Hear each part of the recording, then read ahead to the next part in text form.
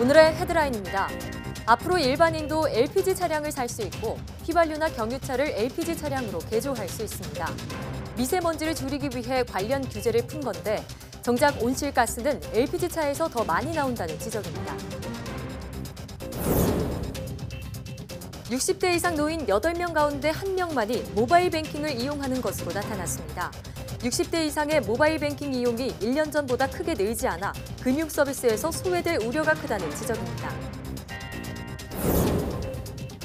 조동호 과학기술정보통신부 장관 내정자의 인사청문회를 앞두고 각종 의혹이 제기되고 있습니다.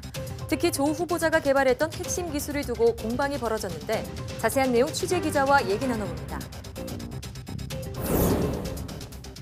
우리 국민 3명 중 1명이 비만일 정도로 최근 비만 유병률이 크게 늘고 있습니다.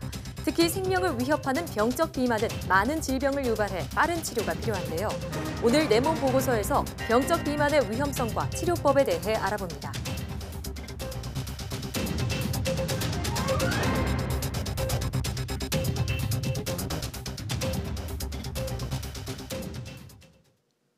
여러분 안녕하십니까? 사이언스 투데이입니다.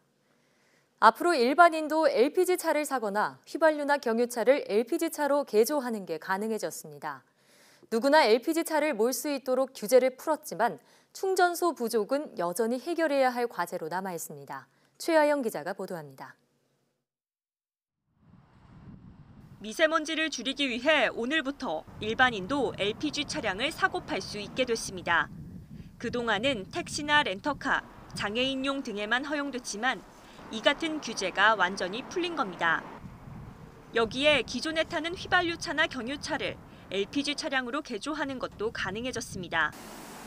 이를 통해 정부는 오는 2030년까지 미세먼지 원인인 질소산화물은 최대 7,300톤, 초미세먼지는 최대 71톤 줄 것으로 예상했습니다. 이뿐 아니라 운전자 입장에서는 연료비를 아낄 수 있다는 게 가장 큰 매력입니다. 지난주 기준으로 LPG 차량 연료인 자동차용 부탄은 1리터에 797.4원으로 휘발유보다 40% 넘게 저렴했습니다. 당연히 차를 바꿀 때는 LPG를 바꿀 생각이 있습니다. 가격이 싸니까 일단 열비에서 연료비가 많이 절감이 되겠죠. 하지만 가장 큰 걸림돌은 충전소입니다. 전국 LPG 충전소는 1,900여 곳으로 주유소의 6분의 1 수준에 불과한 데다가 서울에는 고작 77곳뿐입니다. LPG 충전소에 대한 것들이 지방에 아직도 부족한 부분이 좀 있습니다. 그 부분이 얼마큼 또 확충되느냐가 관건이라고 보고 있고요.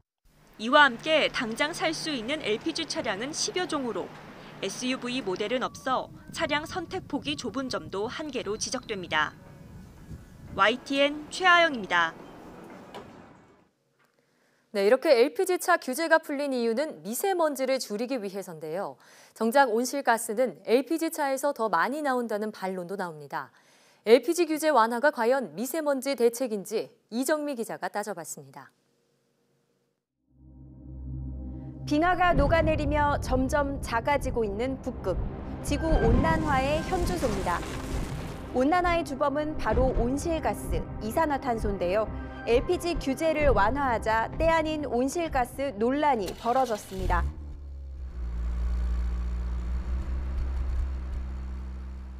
논란이 벌어진 건 이렇게 LPG차가 달릴 때 배출하는 이산화탄소 때문인데요. 실제로 이산화탄소 배출량은 1km를 달릴 때 LPG차가 180g으로 경유차보다 많습니다. 황산화물 역시 LPG차에서 더 많이 나옵니다. 미세먼지 잡으려고 이산화탄소, 즉 온실가스 같은 오염원을 늘리는 게 아니냐는 지적이 일리 있게 들립니다. 물론 정부 주장대로 미세먼지와 질소산화물 배출량은 LPG차가 더 적습니다. 특히 질소산화물은 LPG차가 경유차의 7분의 1 수준이라서 상대적으로는 LPG차가 덜 환경에 위협적입니다. 또 질소산화물과 이산화탄소의 환경 피해 비용을 살펴보면 이렇게 질소산화물이 이산화탄소의 1,500배 이상인데요. 이런 점을 들어 정부는 이산화탄소에 따른 온실가스 피해보다 질소산화물, 즉 미세먼지 감소에 따른 이익이 더 클 거라고 주장합니다. 하지만 이 주장엔 LPG 규제가 풀리면 경유차가 줄어든다는 전제가 깔려 있습니다. 하지만 이건 장담할 수가 없습니다. 우리나라 경유차는 이렇게 승합차와 화물차가 절반 가까이를 차지하고 미세먼지를 유발하는 경유차도 주로 오래된 대형차들입니다. 그런데 이런 차는 LPG가 없어서 현재로는 대체될 가능성이 거의 없습니다. 전기차가 활성화되고 있고 수소차도 지금 나오고 있는 상태이기 때문에 이 중간 과도기 모델로서 LPG 차량이 좀 나오는 부분들이거든요. 가장 중요한 것은 이 자동차 메이커를 좀 설득을 해서 좀 더 다양한 차종이 나올 수 있게끔. 굳이 미세먼지 완화 대책으로 미래가 불투명한 LPG 규제 완화를 택했어야 했나 의심이 드는 건 이 때문입니다. 정부는 재앙 수준의 미세먼지 상황에서 뭐라도 대책을 내놔야 했고 LPG 규제로 어려움을 겪고 있는 택시업계와 LPG 업계의 요구에서 타개책을 찾았다는 게 더 현실성 있게 들립니다. YTN 이정미입니다. 60대 이상 노년층 가운데 모바일 뱅킹을 이용하는 사람은 8명 가운데 1명에 불과해 금융 서비스에서 소외될 우려가 크다는 지적이 나왔습니다.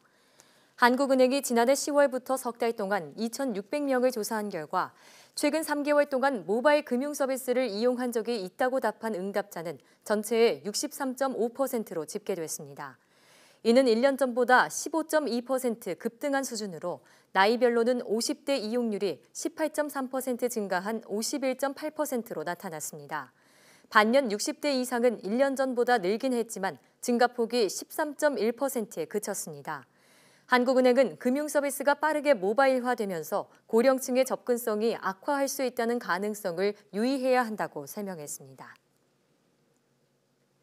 방송통신위원회가 5G 서비스 개시를 앞두고 휴대전화 사기 판매가 우려된다며 소비자의 주의를 당부했습니다. 방통위는 불법 지원금 등을 약속한 뒤 돈만 받고 종적을 감추는 등의 피해 사례가 나올 수 있으니 소비자들은 사전 승낙서 같은 판매자 정보를 반드시 확인해야 한다고 강조했습니다. 방통위는 특히 이용자가 판매자의 신원을 알 수 없는 온라인 판매 중개 사이트 등에서 거래할 때는 판매자가 선불금을 가로채면 돌려받을 방법이 없기 때문에 더욱 주의해야 한다고 설명했습니다. 우리나라 고혈압 환자는 1,100만 명을 넘는 것으로 추정되는데요. 혈압약 대신 특정 혈자리에 전기 자극을 주는 것만으로도 혈압을 낮출 수 있다는 사실이 과학적으로 밝혀졌습니다. 이정우 기자입니다. 고혈압은 한국인 4명 가운데 1명이 앓고 있는 만성 질환으로 평생 약을 먹어야 하며 지속적인 관리가 필요합니다. 약물 치료 대신 한의학의 침 치료로 고혈압을 잡을 수 있다는 연구 결과가 나왔습니다. 한국한의학연구원이 대구한의대 김희영 교수팀과 공동으로 특정 혈자리에 전기 자극을 주면 혈압이 떨어지는 효과를 임상시험을 통해 입증했습니다. 평생 동안 이렇게 약을 드셔야 되는 상황인데 저희가 그 약을 드시는 대신 전침 자극으로 혈압을 안전하게 유지할 수 있는 그런 기술들을 개발한 것입니다. 연구팀은 약물 치료 경험이 없는 1단계 고혈압 환자 11명을 대상으로 심장질환과 혈압 강화에 효과가 있다고 알려진 손목 주변 뇌관열에 전기 자극을 주었습니다. 전기 치료를 주 1회 4주 동안 받았을 때 수축기 혈압이 평균 155mmHg에서 140으로 떨어졌고 그 효과가 14주 동안 유지되는 것으로 나타났습니다. 또 전기 자극 과정에서 통증을 전달하는 신경이 활성화될 때 혈압이 떨어진다는 사실도 확인했습니다. 한의학의 침 치료가 고혈압에도 효과가 있음을 과학적으로 밝힌 이번 연구는 고혈압 치료에 새로운 전기를 마련할 것으로 보입니다. 혈압과 맥박 등 생체 신호 측정 위주인 웨어러블 디바이스의 기능을 치료 분야까지 확장할 수 있을 것으로 전망됩니다. 이 손목에 차는 웨어러블 디바이스를 통해서 상시적으로 혈압 관리를 할 수 있는 한의학적 방법을 개발하는 데 노력을 해나갈 생각입니다. 한의학의 경혈 경락 체계가 생체 조절 시스템으로 인정받은 이번 연구 결과는 국제학술지 사이언티픽 리포츠에 실렸습니다. YTN 이정호입니다.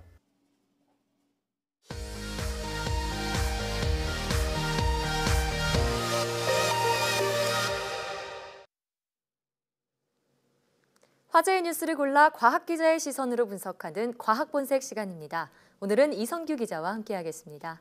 어서 오세요. 안녕하세요. 네, 오늘 준비한 첫 소식은 어떤 건가요?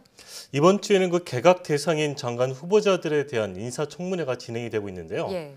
이 조동호 과기정통부 장관 후보자에 대한 인사청문회가 27일로 예정돼 있죠. 네. 이 야당을 중심으로 이 인사청문회 이전부터 각종 의혹이 제기되고 있는데 핵심 쟁점 짚어보겠습니다. 예. 자, 지난 8일 청와대 개각 발표 당시에 조 후보자는 정보통신 분야 전문가로 소개가 됐습니다. 자, 그런데 이 전문가인 정보통신 분야에 대해서 어떤 논란이 일고 있다고요? 청와대 개각 발표 지난 8일이었죠. 이걸 잠깐 되짚어 보면은 당시에 그 청와대 김의겸 대변인이 이 조동호 후보자를 ICT 분야 전문가로 이렇게 소개를 했어요. 예. 잠깐 이제 그 내용을 살펴보면은 조 후보자는 세계 최초로 이 와이브로 통신 기술, 그다음에 무선 충전 전기 버스 등의 핵심 기술을 개발하고 상용화하는 등 이런 언급을 했거든요. 예. 근데 바로 이 무선 충전 전기 버스와 관련해서 야당에서 집중적으로 공세를 펼치고 있습니다. 예. 이 공세의 발원지는 자유한국당의 윤상직 의원입니다. 어떤 내용을 말했나요? 한마디로 요약하면 조동호 후보자가 이 무선 충전 전기차 사업에 한 10년간 한 800억 정도를 정부로부터 지원받았는데 예. 사업 성과가 미미하다 뭐 이런 거예요. 이 온라인 전기 자동차 영어로 이제 올레브라고 하는데요. 예. 이 지면을 통해서 무선으로 전기 자동차를 충전하는 기술을 말합니다. 예. 이 조 후보자는 2009년부터 이 올레브 사업을 주관을 해왔고 관련 회사를 설립하는 등 현재까지도 이 사업에 관여하고 있는데요. 이 윤상직 의원의 그 자료를 살펴보면 온라인 전기차 원천 기술 개발 사업은 지난 2009년 교육과학기술부로부터 250억 원 연구비를 지원받으면서 시작이 됐어요. 예. 이후에 뭐 지식경제부, 그다음에 국토해양부, 미래창조과학부 등으로부터 총 7,885억 7천만 원의 연구비를 받았었죠. 예. 그런데 이런 막대한 사업비에도 불구하고 연구 성과는 국내 세 곳에 불과하다라는 게 이 윤 의원의 지적인 거예요. 네. 그래서 서울대 공원의 코끼리 전기열차 6대, 그다음에 구미시 전기차 4대, 그리고 카이스트가 면피성으로 운영하고 있는 교내 셔틀버스 2대, 뭐 이 정도라는 거죠. 네, 이 말씀하신 올레브 온라인 전기 자동차 사업이라고 하셨습니다. 자, 여기에 관련해서 조동호 장관 후보자가 해명 자료를 냈는데요. 어떤 내용이 담겼나요? 그러니까 이제 주 후보자 측은 이 올레브 사업을 통해서 세계 최초로 이 원천 기술을 개발을 했다. 그러니까 이게 성공한 사업이다라는 입장인데요. 예. 이 온라인 전기차 기술은 2010년 미국 타임스 선정 세계 50대 발명품에 선정이 됐고요. 2013년에는 세계 경제 포럼이 선정한 세계 10대 유망 기술에도 뽑혔습니다. 다만 이렇게 세계적으로 최초로 만들다 보니까 안전 규격이 없고 뭐 이걸 연구자가 먼저 제시하는 등 이런 절차적인 과정이 좀 어려움이 있었고 예. 또 상용화를 위한 비용이나 시간이 많이 소요되는 측면이 있었다.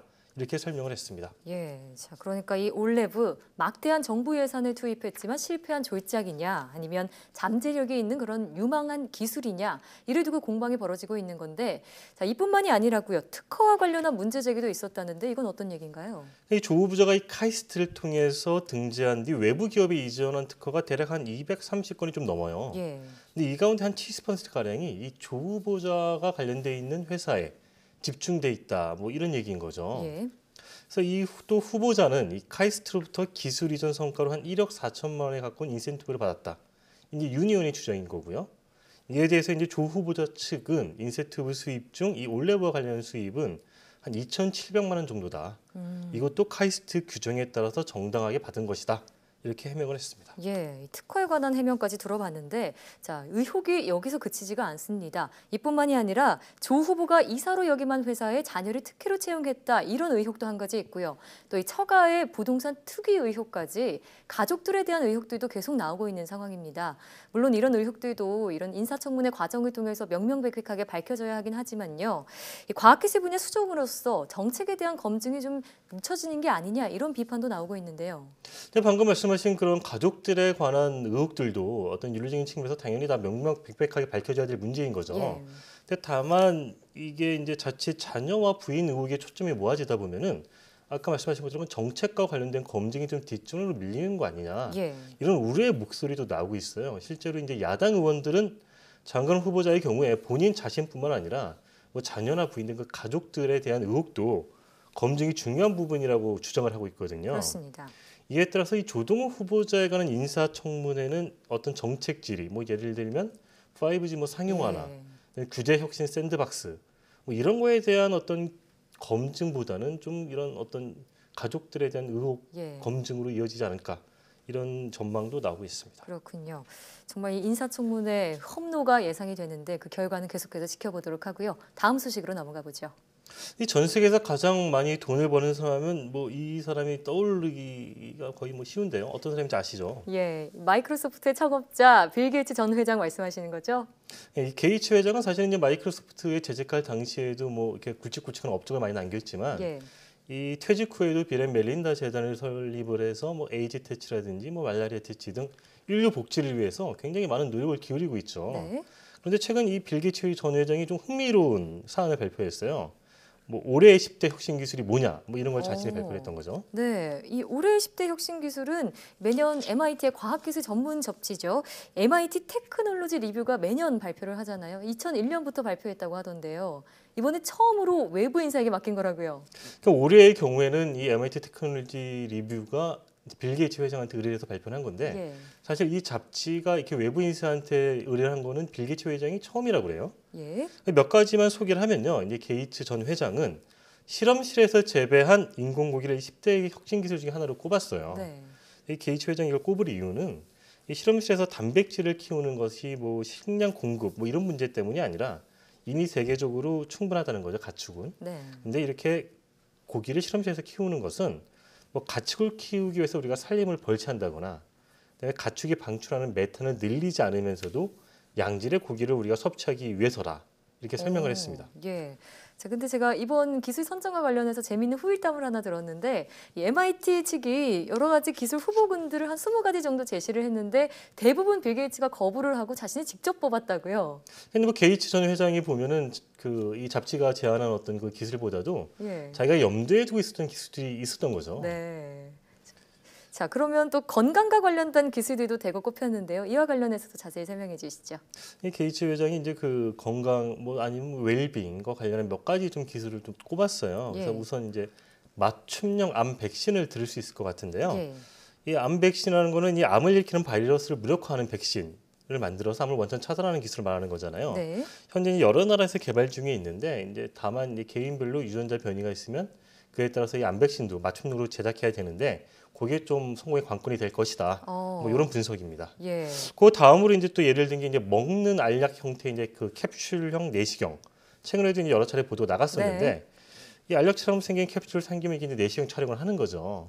그래서 뭐 이렇게 3차 영상 캡처 등 이미지 정성이 가능하고요. 근데 네. 무엇보다도 어린아이들 있잖아요. 예. 어린아이들 내시경할 때 좀 더 도움이 되지 않을까 뭐 이런 기대가 되고 있습니다. 네. 한 가지만 더 소개하면 이건 좀 흥미롭다고 할 수도 있을 텐데 근데 혈액 속의 DNA하고 RNA를 검사를 해서 임산부의 조기 출산 위험을 예측하는 거죠. 네. 다른 말로 바꾸면 미숙아를 예측하는 기술이다. 어. 이렇게 볼 수 있겠습니다. 상용화되면 정말 도움이 되겠네요. 자, 이뿐만이 아니라 21세기에 실패한 기술 10가지도 선정을 했다고 하는데 어떤 기술들이 꼽혔나요? 이 실패한 기술은 이제 빌 게이츠 전 회장이 선정한 건 아니고 이 예. 테크놀로지 리뷰라는 잡지에서 선정을 한 건데 어. 우리가 이제 잘 알고 있죠. 구글 글래스라고 네. 이렇게 뭐 안경을 쓰면 증강 현실이 되는 이게 이제 그 실패한 기술의 어떤 불명예를 안았는데 구글 글래스는 처음에 이제 스마트폰을 대체할 그 웨어러블 기로 굉장히 주목을 받았었잖아요. 예. 근데 이게 안경을 쓰면은 이게 몰래 카메라처럼 촬영할 수 있다. 네, 안경인지 모르니까요. 네, 이런 우려 때문에 이게 이제 실패한 기술이 됐었고요. 예. 이 구글 글래스 외에도 실패한 기술로 우리가 좀 잘 알고 있는 걸 꼽자면은 세그웨이라고 있잖아요. 네. 이동 수단, 전자담배, 어. 그리고 유전자 조작 아기 등이 꼽혔습니다. 예. 여기에 대해서 블록체인도 꼽혔는데요. 네. 이제 블록체인은 뭐 여러 가지 발전 가능성은 있지만은 그 암호화폐 투기 때문에 이게 또 실패한 기술로 꼽혔습니다. 그래서 그렇군요. 여기 이 테크놀로지 리뷰 그 설명을 들어보면은 이 실패한 기술을 처음에 설정할 때 굉장히 자기네들도 어려움을 겪었다는 거예요. 네. 이게 뭐 예를 들면 구상한 목표를 처음에 달성을 하더라도 나쁜 예. 기술이 될 수 있다. 아. 이런 점 때문이었는데 뭐 예. 구글 글래스도 그런 케이스에 속하는 거죠. 네. 이게 그렇게 뭐 몰래 카메라로 될지는 처음에 아무도 예상 못했을 그렇죠. 테니까. 뿐만이 아니라 뭐 플라스틱 용기나 셀카본까지도 실패한 기술로 꼽혔다고 하는데 빌 게이츠가 강조하는 삶의 질을 높이는 기술과는 좀 거리가 멀어 보이긴 합니다. 오늘 말씀 잘 들었습니다.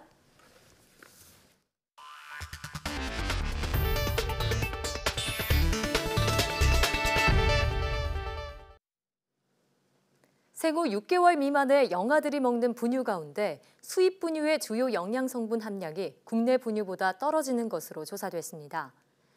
한국소비자원이 국산과 수입 분유 6개씩을 조사한 결과 열량과 탄수화물, 단백질, DHA 등의 함량에서 수입 제품이 국산보다 평균 5에서 50% 정도 낮은 것으로 나타났습니다. 분유통에 표시된 영양성분 함량도 국산은 평균 63종, 수입은 45종으로 국산 제품이 더 자세한 정보를 제공하고 있었습니다. 일부 분유의 경우 칼슘 함량이 기준치를 넘어 다른 무기질의 흡수를 저해할 우려가 있는 것으로 지적됐고 일부 영양소가 표시된 함량보다 최대 370% 이상 많은 제품도 있었습니다. 식품의약품안전처가 35살 이상 흡연 여성에 대해 경구 피임약 복용 금지를 명확히 할 전망입니다. 식품의약품안전처는 이 같은 내용의 데소게스트렐에 또 티닐 에스트라디올 복합제 경구 피임약의 허가사항 변경안을 알리고 다음 달 11일까지 업계의 의견을 받고 있습니다. 이 같은 조치는 흡연이 경구 피임약으로 인한 혈전 등 심혈관계 부작용 위험을 높이는데 35살 이상 여성에게는 이러한 위험이 현저하게 커지는 데 따른 것입니다.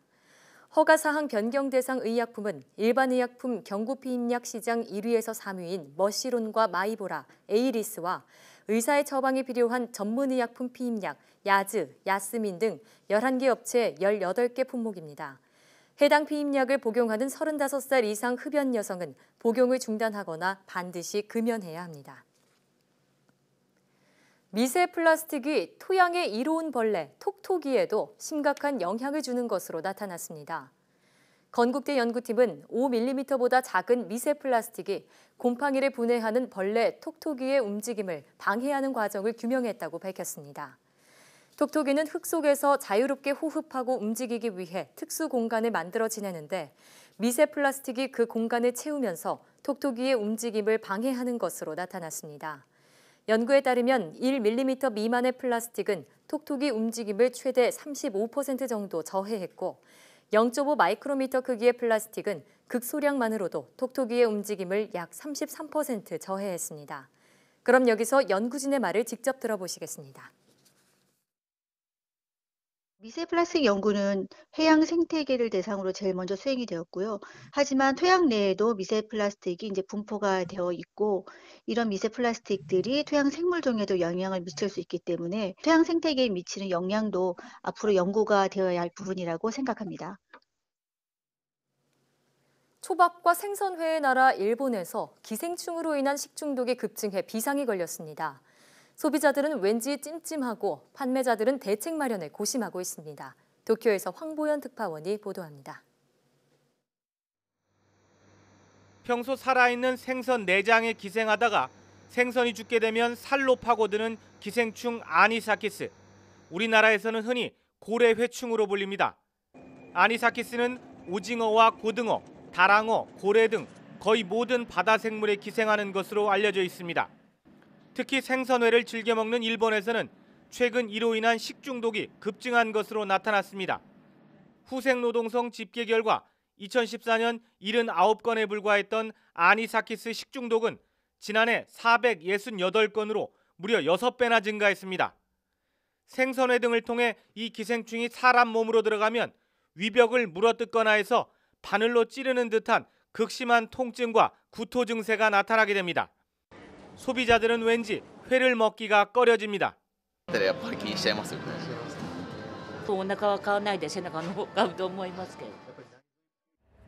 횟집이나 슈퍼에서는 대책 마련에 비상이 걸렸습니다.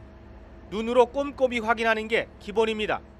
しっかり目視していないのかいるのかちゃんと確認してすぐに冷蔵保存することですね。 슈퍼에서는 횟감을 마리채로 팔지 않고 회를 뜨거나 부분으로 잘라 소비자들이 직접 눈으로 확인하기 쉽게 했습니다. 一本物でよく販売はしてたんですけども、安いアニサキスを口にしてしまうっていうことがありえるので、切り身というか削状態まではして販売しているような状況ですよね。 아니사키스는 70도 이상 가열하거나 영하 20도에서 하루 이상 얼리면 죽게 됩니다. 하지만 이런 처리가 되지 않은 회를 먹을 때는 반드시 소비자가 꼼꼼히 확인할 것을 일본 보건당국은 조언하고 있습니다. 도쿄에서 YTN 황보연입니다.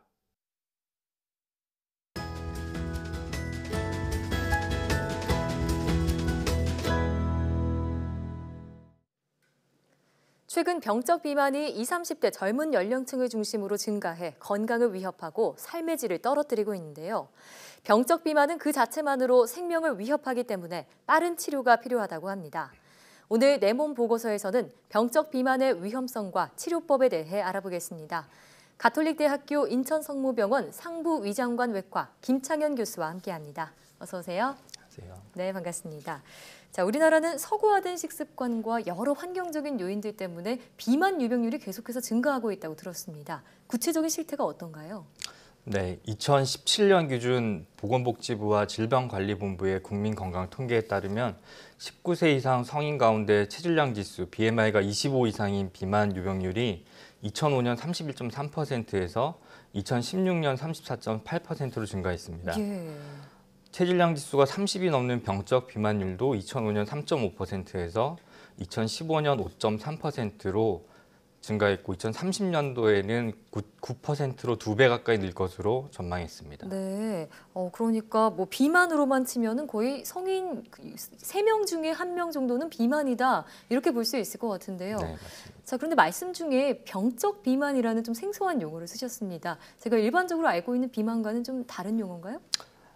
예전에는 환자들의 이제 이해도를 높이기 위해서 고도 비만이라는 단어를 썼었습니다. 예. 근데 최근 들어서는 이제 병적 비만이라고 명명하고 있고, 그렇군요. 이제 고도 비만이랑 병적 비만은 같은 의미라고 생각하시면 될 것 같습니다. 예. 자, 그러면 비만을 구분하는 구체적인 기준이 있을 텐데 좀 자세히 설명해 주시죠. 현재 비만을 측정하는 여러 가지 방법들이 있습니다. 하지만 이제 비만 측정 기준의 하나로서 체질량 지수가 있습니다. 예. 그래서 그 BMI라고 하고 체지방량은 CT 또는 MRI를 포함한 다양한 방법으로 측정할 수 있는데요. 하지만 대규모 인구 집단 연구에서 사용되기 힘들기 때문에 현재는 체질량 지수 BMI를 기준으로 나누고 있습니다. 예. 그래서 비만을 나누는 기준은 WHO 기준으로 미국에서는 정상이 18.5에서 24.9, 과체중이 25에서 29.9, 병적 비만은 40 이상을 말합니다. 예. 또한 이제 아시아 태평양 지역을 기준으로 했을 때 정상은 18.5에서 22.9, 과체중이 23에서 24.9, 병적 비만은 30 이상으로 나눌 수 있습니다. 예. 체질량 지수는 체지방률과 상관성이 좋지만 근육량이 과도하게 많은 경우에는 높게 계산되어 비만으로 오인될 수 있습니다. 또한 비만 관련된 위험도를 결정하는 데는 지방의 양뿐만 아니라 지방의 분포도도 영향을 미치는데요. 복부의 내장 비만은 대사증후군의 심혈관 질환 위험 요소와 연관되어 있어서 예. 이를 평가하기 위해 허리 둘레나 허리 엉덩이 둘레비가 체질량 지수와 함께 사용될 수 있습니다. 네, 주로 BMI 지수를 기준으로 하군요. 네, 맞습니다. 네. 자, 병적 비만, 앞서 뭐 고도 비만과 같은 말이다라고 하셨는데 현재 정말 수많은 질환을 유발할 수 있지 않습니까? 구체적으로 어떤 질병들을 유발하나요? 그래서 병적 비만은 심혈관 질환, 고혈압, 제2형 당뇨병, 이상지혈증과 같은 대사 이상 질병의 위험도가 높습니다. 예. 그 이외에도 관절염과 같은 관절 질환, 천식, 불임, 역류성 식도염 등 많은 합병증이 발생할 확률이 높고 정신과적 문제나 암 발생률도 높아지는 것으로 알려져 있어서 예. 세계보건기구에서도 비만을 심각한 질환으로 정의하고 있습니다. 아. 비만 인구에 대해 적절한 체중 감량을 위한 방법을 강구하지 않는다면 여러 합병증으로 인해 환자들이 고생하는 것은 물론 국가적으로도 의료비 상승을 피할 수 없게 됩니다. 예, 자, WHO에서도 비만을 질병으로 규정하고 있군요. 네, 자, 병적 비만 환자들 체중 감량을 위해서는 어떤 방법들을 필요할까요? 그래서 병적 비만 환자들이 체중 감량을 하는 것은 쉽지가 않습니다. 이제 병적 비만 환자들의 경우 많이 먹고 운동을 안 하는 경우가 많은데요. 그럼 잉여 에너지가 지방 조직에 저장되어 나타납니다. 또한 예. 식사량을 조절하지 못하는 경우가 많은데 이는 식욕 조절 기전에서 호르몬 분비나 작용이 교란되기 때문입니다. 또한 유전적인 요인이 40에서 70% 정도 있기 때문에 네. 식생활과 이제 운동만으로는 쉽게 감량이 안 되고 요요 현상이 나타나게 됩니다. 예.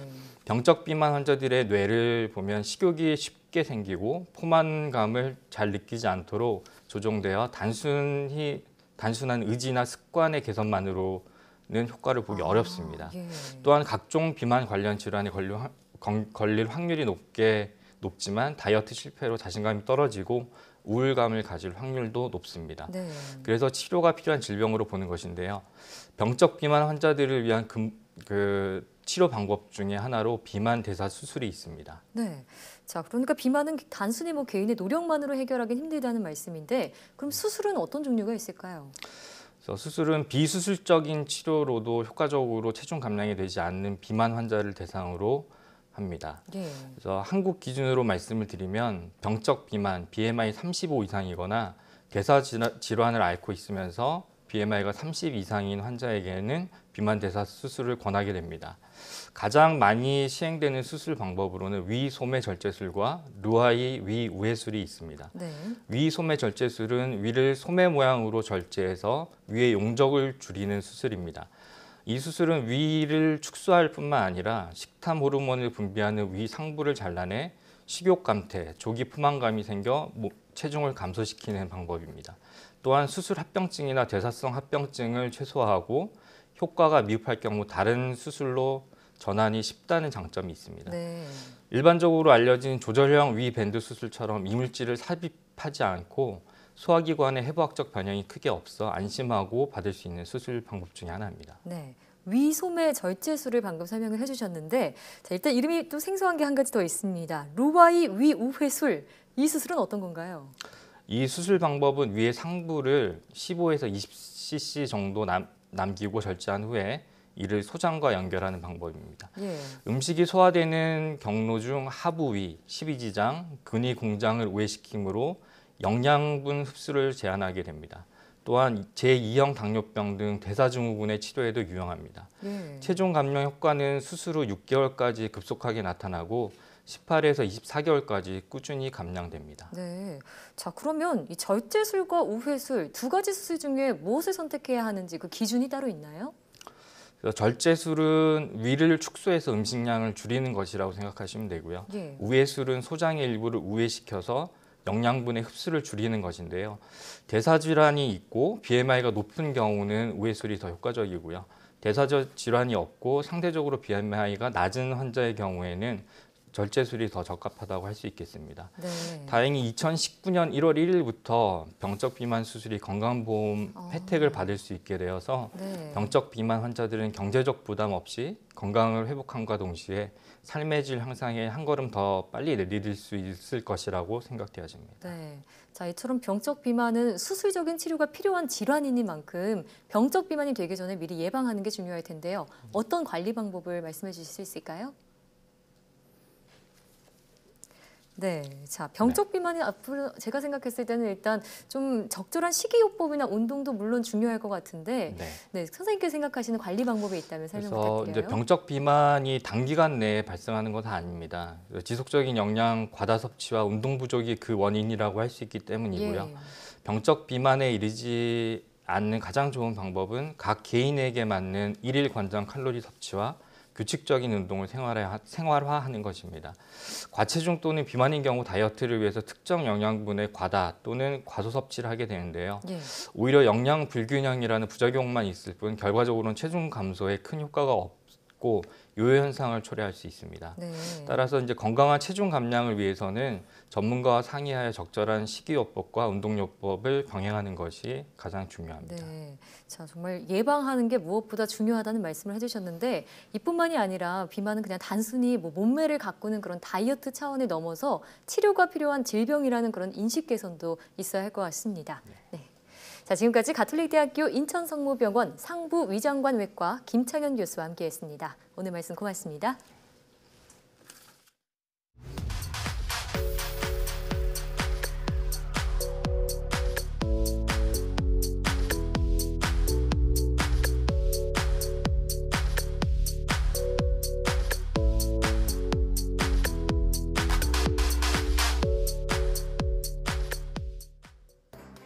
탄산음료는 시원하고 톡 쏘는 단맛 때문에 사람들이 즐겨 찾는 음료죠.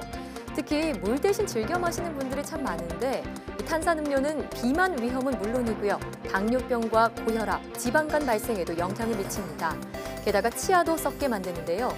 목이 마를 땐 생수나 보리차를 마시는 습관을 들이고 청량감을 원한다면 탄산수로 대체해 마시는 게 좋습니다.